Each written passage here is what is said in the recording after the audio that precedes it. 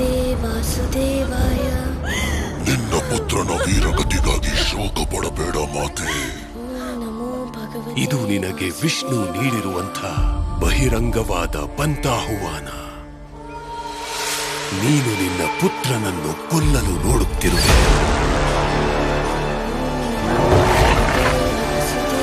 ಆದರೆ ಅವನು ತನ್ನ ಭಕ್ತನನ್ನು ಕಾಪಾಡಲು ಮುಂದಾಗಿದ್ದಾನೆ.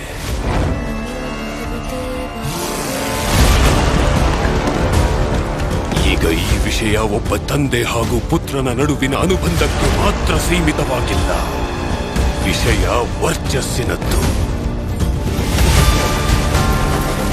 ಪ್ರಹ್ಲಾದ ಎರಡು ಮಹಾರಥಿಗಳ ನಡುವೆ ಸಿಲುಕಿರುವ ಒಂದು ಕೈಗೊಂಬೆಯಷ್ಟೇ, ಮತ್ತಿನ್ನೇನೂ ಅಲ್ಲ.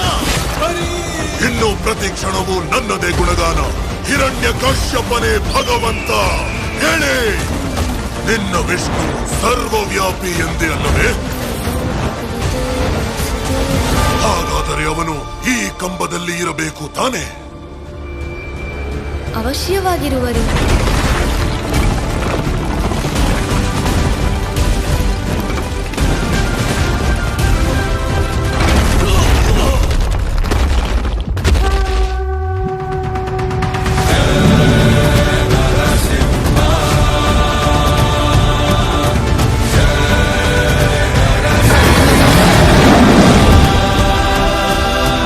ಭಗವತೆ ವಾಸುದೇವ.